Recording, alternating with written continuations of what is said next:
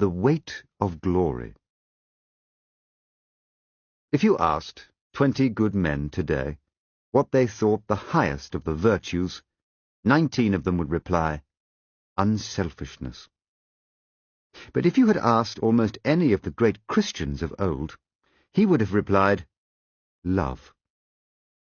You see what has happened?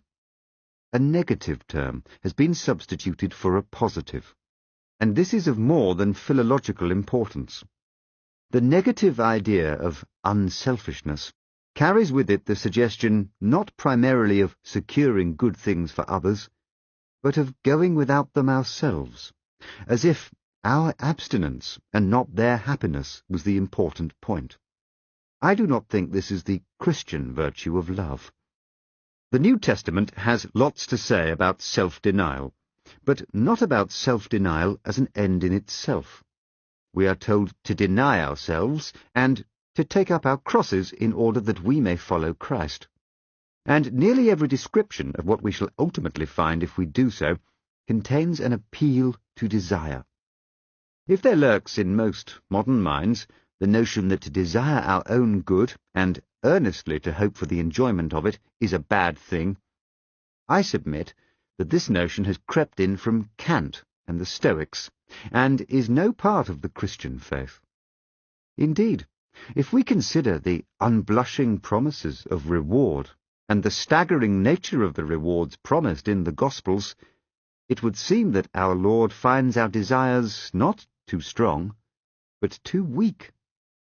We are half-hearted creatures, fooling about with drink and sex and ambition when infinite joy is offered us.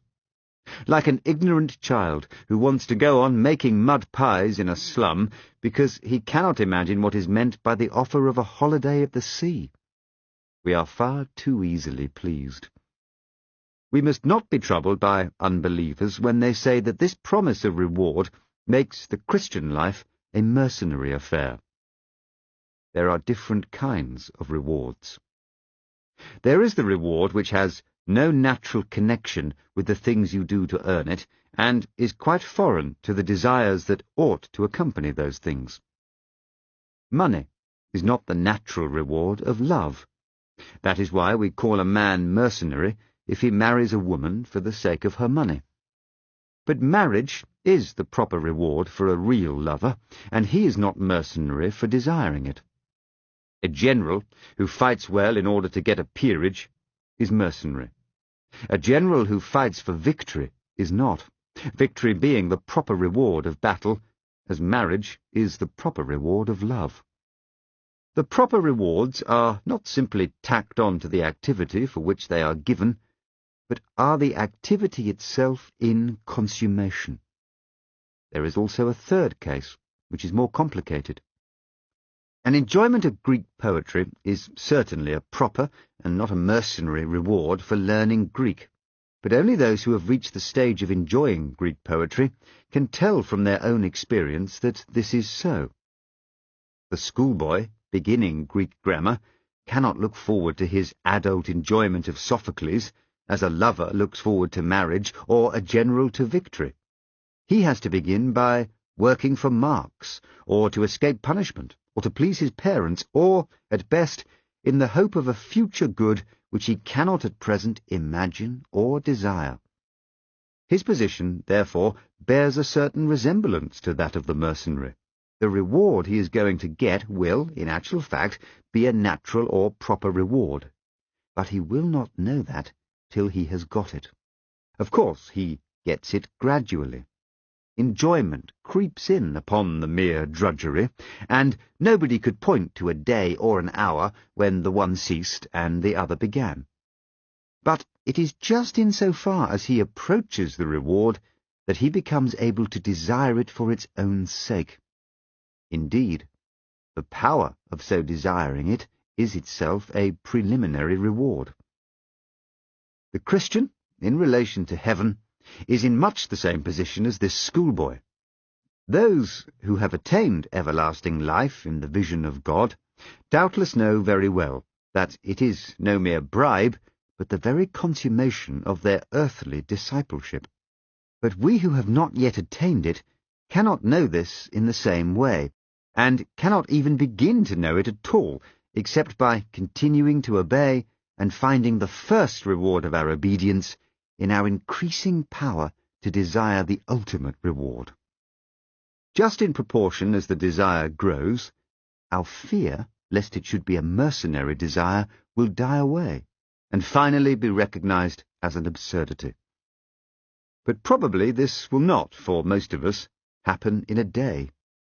Poetry replaces grammar, gospel replaces law, longing transforms obedience as gradually as the tide lifts a grounded ship. But there is one other important similarity between the schoolboy and ourselves. If he is an imaginative boy, he will, quite probably, be revelling in the English poets and romances suitable to his age sometime before he begins to suspect that Greek grammar is going to lead him to more and more enjoyments of this same sort. He may even be neglecting his Greek to read Shelley and Swinburne in secret. In other words, the desire which Greek is really going to gratify already exists in him, and is attached to objects which seem to him quite unconnected with Xenophon and the verbs in me. Now, if we are made for heaven, the desire for our proper place will be already in us, but not yet attached to the true object, and will even appear as the rival of that object. And this, I think, is just what we find. No doubt there is one point in which my analogy of the schoolboy breaks down. The English poetry which he reads when he ought to be doing Greek exercises may be just as good as the Greek poetry to which the exercises are leading him, so that in fixing on Milton, instead of journeying on to Aeschylus, his desire is not embracing a false object. But our case is very different. If a transtemporal, transfinite good is our real destiny, then any other good on which our desire fixes must be in some degree fallacious, must bear at best only a symbolical relation to what will truly satisfy. In speaking of this desire for our own far-off country, which we find in ourselves even now, I feel a certain shyness. I am almost committing an indecency.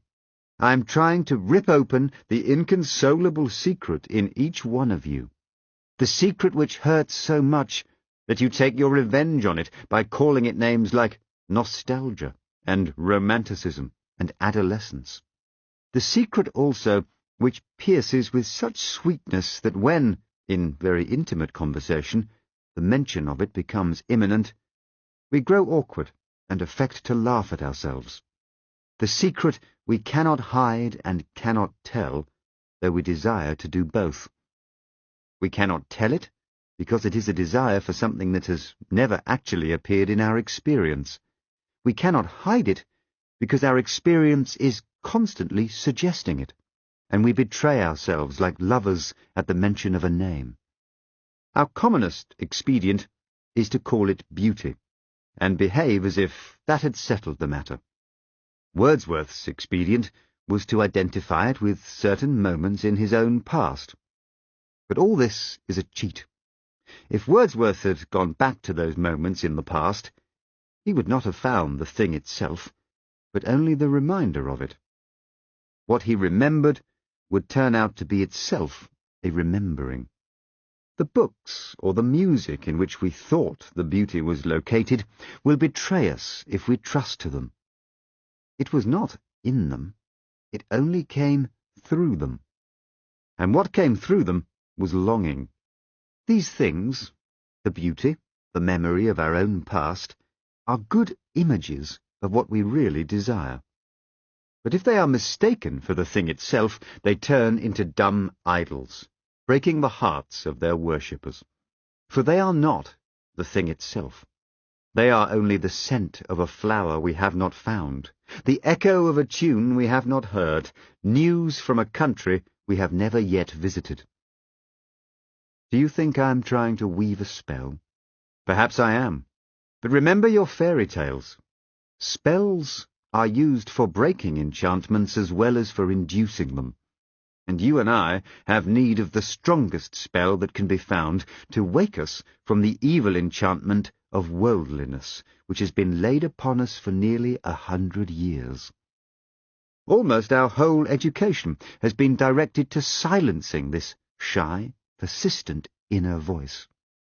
Almost all our modern philosophies have been devised to convince us that the good of man is to be found on this earth.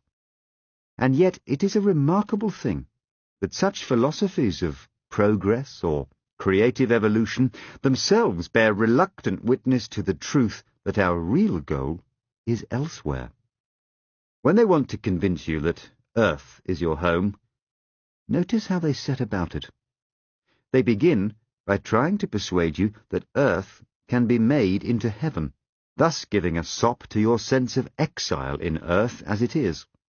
Next, they tell you that this fortunate event is still a good way off in the future, thus giving a sop to your knowledge that the fatherland is not here and now.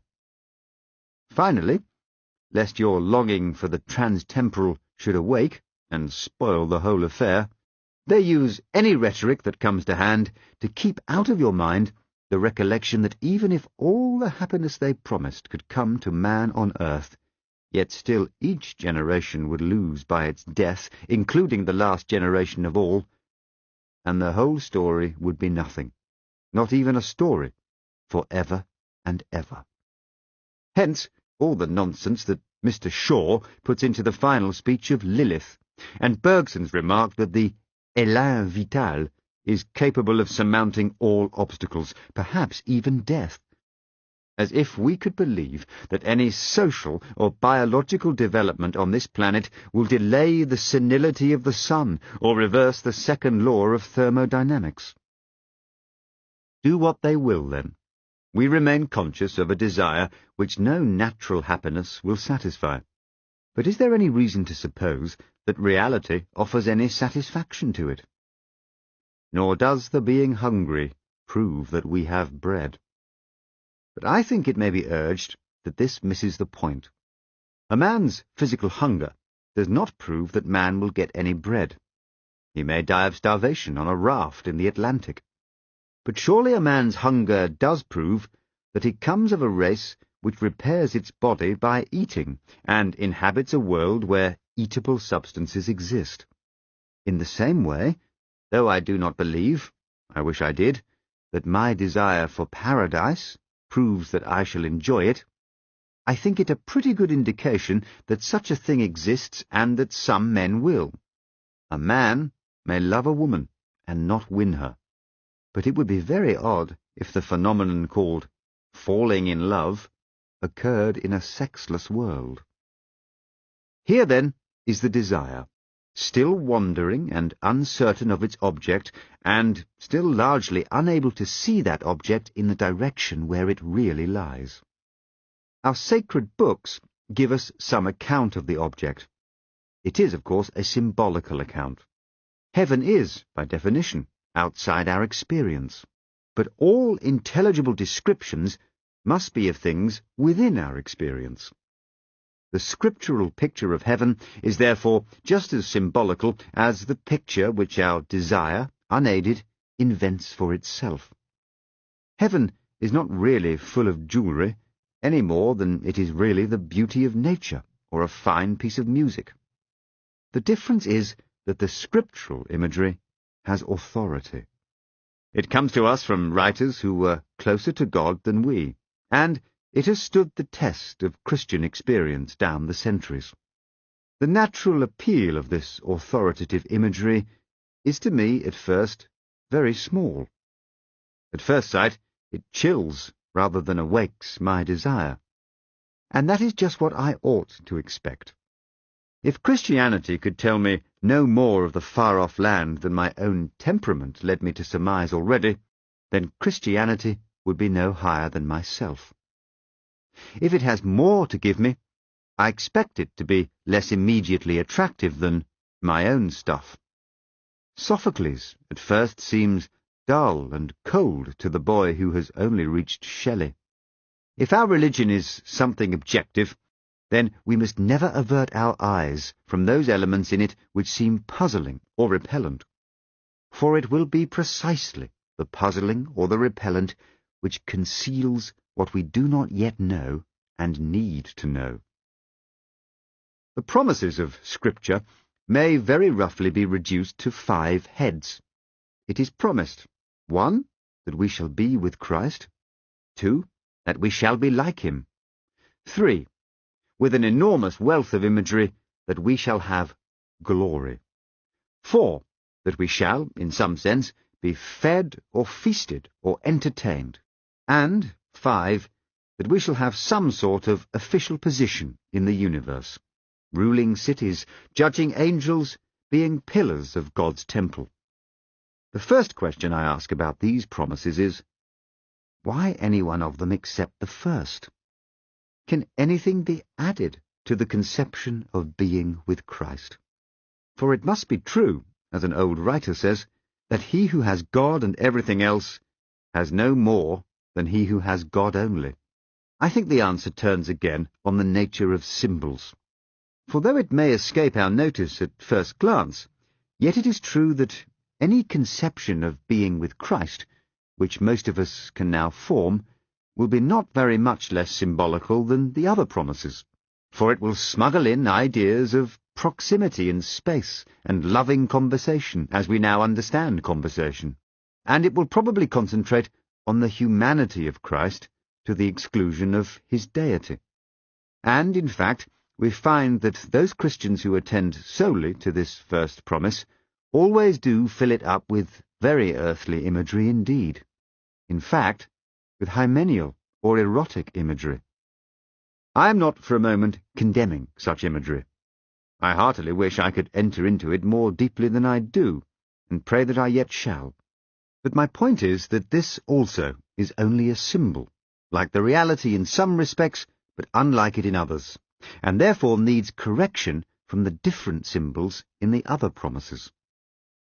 The variation of the promises does not mean that anything other than God will be our ultimate bliss. But because God is more than a person, and lest we should imagine the joy of his presence too exclusively in terms of our present poor experience of personal love, with all its narrowness and strain and monotony, a dozen changing images, correcting and relieving each other, are supplied. I turn next to the idea of glory.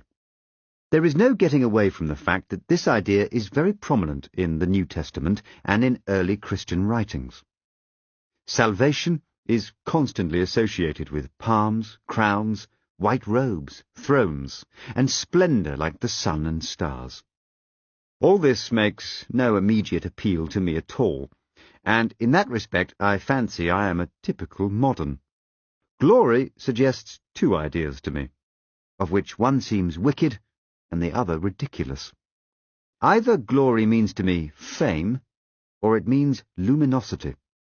As for the first, since to be famous means to be better known than other people, the desire for fame appears to me as a competitive passion, and therefore of hell rather than heaven.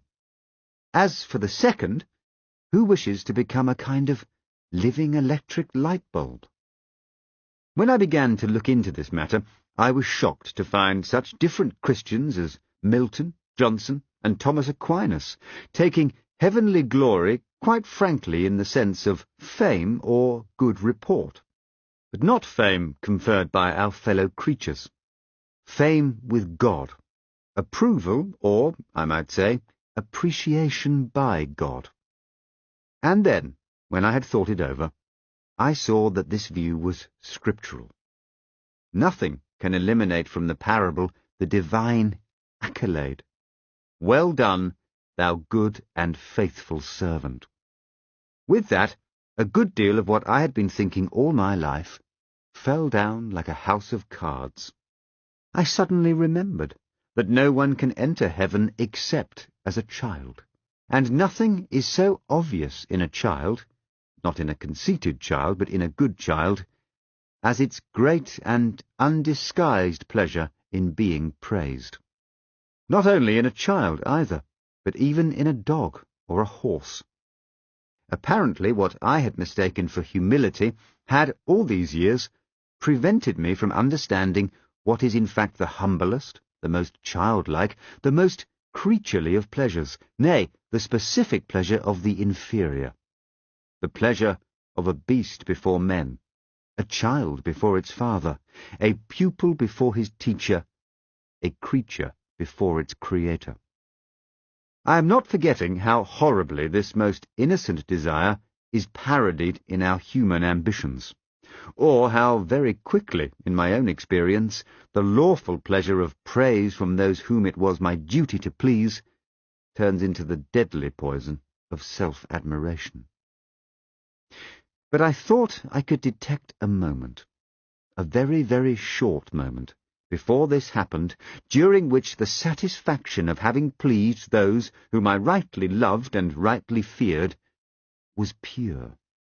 And that is enough to raise our thoughts to what may happen when the redeemed soul, beyond all hope and nearly beyond belief, learns at last that she has pleased him whom she was created to please. There will be no room for vanity then. She will be free from the miserable illusion that it is her doing. With no taint of what we should now call self-approval, she will most innocently rejoice in the thing that God has made her to be, and the moment which heals her old inferiority complex forever will also drown her pride deeper than Prospero's book. Perfect humility dispenses with modesty. If God is satisfied with the work may be satisfied with itself. It is not for her to bandy compliments with her sovereign. I can imagine someone saying that he dislikes my idea of heaven as a place where we are patted on the back. But proud misunderstanding is behind that dislike.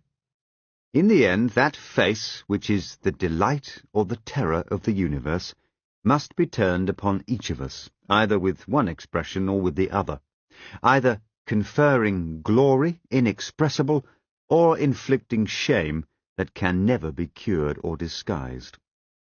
I read in a periodical the other day that the fundamental thing is how we think of God. By God himself it is not. How God thinks of us is not only more important, but infinitely more important. Indeed, how we think of him is of no importance except insofar as it is related to how he thinks of us. It is written that we shall stand before him, shall appear, shall be inspected.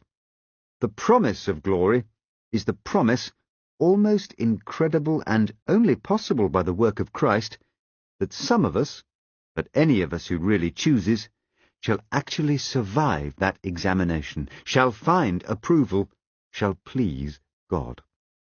To please God, to be a real ingredient in the divine happiness, to be loved by God, not merely pitied, but delighted in as an artist delights in his work or a father in a son, it seems impossible, a weight or burden of glory which our thoughts can hardly sustain.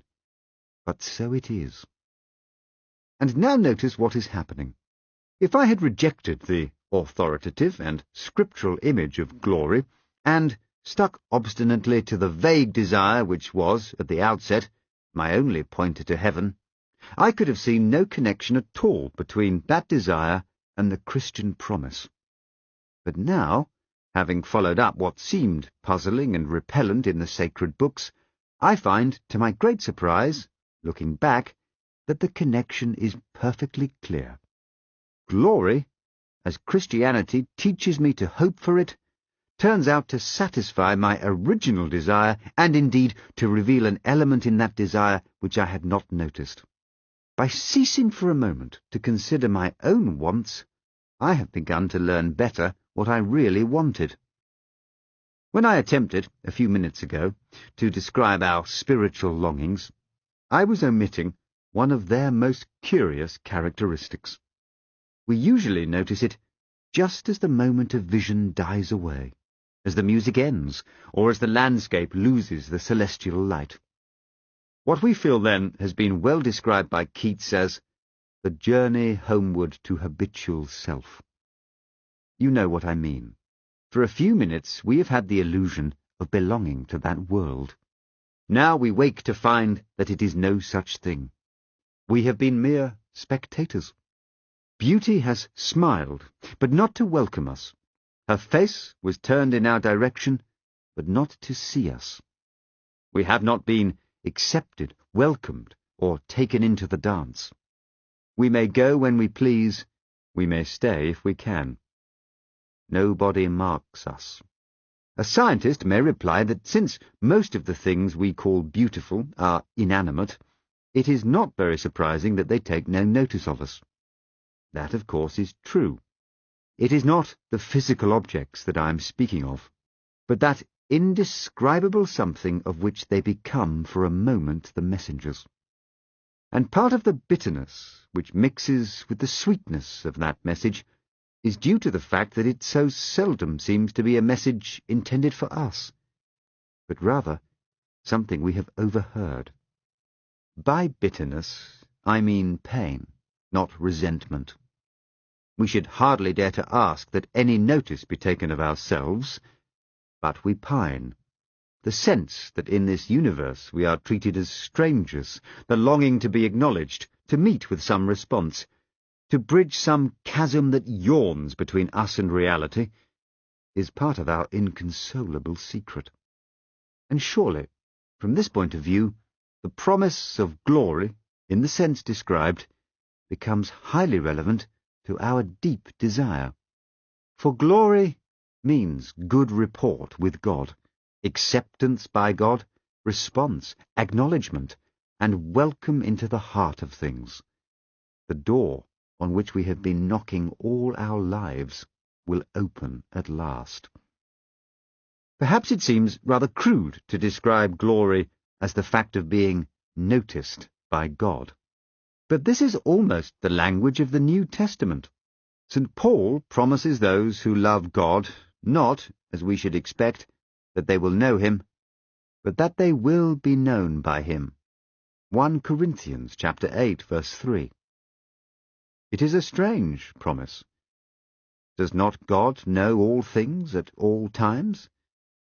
But it is dreadfully re-echoed in another passage of the New Testament. There we are warned that it may happen to any one of us to appear at last before the face of God and hear only the appalling words, "I never knew you. Depart from me." In some sense, as dark to the intellect as it is unendurable to the feelings, we can be both banished from the presence of him who is present everywhere, and erased from the knowledge of him who knows all. We can be left utterly and absolutely outside, repelled, exiled, estranged, finally and unspeakably ignored. On the other hand, we can be called in, welcomed, received, acknowledged. We walk every day on the razor edge between these two incredible possibilities. Apparently, then, our lifelong nostalgia, our longing to be reunited with something in the universe from which we now feel cut off, to be on the inside of some door which we have always seen from the outside, is no mere neurotic fancy, but the truest index of our real situation. And to be at last summoned inside would be both glory and honour beyond all our merits, and also the healing of that old ache. And this brings me to the other sense of glory. Glory as brightness, splendour, luminosity. We are to shine as the sun. We are to be given the morning star. I think I begin to see what it means. In one way, of course, God has given us the morning star already. You can go and enjoy the gift on many fine mornings if you get up early enough. What more, you may ask, do we want? Ah, but we want so much more. Something the books on aesthetics take little notice of, but the poets and the mythologies know all about it. We do not want merely to see beauty, though God knows even that is bounty enough. We want something else which can hardly be put into words. To be united with the beauty we see, to pass into it, to receive it into ourselves, to bathe in it, to become part of it. That is why we have peopled air and earth and water with gods and goddesses and nymphs and elves, that, though we cannot, yet these projections can enjoy in themselves that beauty, grace, and power of which nature is the image. That is why the poets tell us such lovely falsehoods. They talk as if the west wind could really sweep into a human soul. But it can't. They tell us that beauty born of murmuring sound will pass into a human face. But it won't. Or not yet. For if we take the imagery of Scripture seriously, if we believe that God will one day give us the morning star and cause us to put on the splendour of the sun, then we may surmise that both the ancient myths and the modern poetry, so false as history, may be very near the truth as prophecy. At present, we are on the outside of the world, the wrong side of the door. We discern the freshness and purity of morning, but they do not make us fresh and pure. We cannot mingle with the splendours we see. But all the leaves of the New Testament are rustling with the rumour that it will not always be so. Some day, God willing, we shall get in. When human souls have become as perfect in voluntary obedience as the inanimate creation is in its lifeless obedience, then they will put on its glory, or rather that greater glory of which nature is only the first sketch. For you must not think that I am putting forward any heathen fancy of being absorbed into nature. Nature is mortal. We shall outlive her. When all the suns and nebulae have passed away, each one of you will still be alive. Nature is only the image, the symbol, but it is the symbol Scripture invites me to use. We are summoned to pass in through nature, beyond her, into that splendour which she fitfully reflects. And in there, in beyond nature, we shall eat of the tree of life. At present, if we are reborn in Christ, the Spirit in us lives directly on God. But the mind, and still more the body, receives life from him at 1,000 removes, through our ancestors, through our food, through the elements. The faint, far-off results of those energies which God's creative rapture implanted in matter when he made the worlds are what we now call physical pleasures. And even thus filtered, they are too much for our present management. What would it be to taste at the fountainhead that stream of which even these lower reaches prove so intoxicating? Yet that, I believe, is what lies before us. The whole man is to drink joy from the fountain of joy. As St. Augustine said, the rapture of the saved soul will flow over into the glorified body. In the light of our present specialized and depraved appetites, we cannot imagine this torrens voluptatis, and I warn everyone most seriously not to try. But it must be mentioned, to drive out thoughts even more misleading, thoughts that what is saved is a mere ghost, or that the risen body lives in numb insensibility. The body was made for the Lord, and these dismal fancies are wide of the mark. Meanwhile, the cross comes before the crown, and tomorrow is a Monday morning. A cleft has opened in the pitiless walls of the world, and we are invited to follow our great captain inside. The following him is, of course, the essential point. That being so, it may be asked what practical use there is in the speculations which I have been indulging. I can think of at least one such use. It may be possible for each to think too much of his own potential glory hereafter. It is hardly possible for him to think too often or too deeply about that of his neighbour. The load, or weight, or burden of my neighbour's glory should be laid on my back, a load so heavy that only humility can carry it, and the backs of the proud will be broken. It is a serious thing to live in a society of possible gods and goddesses, to remember that the dullest and most uninteresting person you can talk to may one day be a creature which, if you saw it now, you would be strongly tempted to worship, or else a horror and a corruption such as you now meet, if at all, only in a nightmare.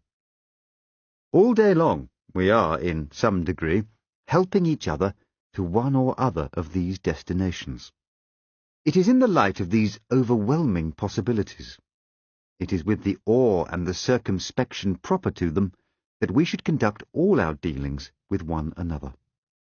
All friendships, all loves, all play, all politics.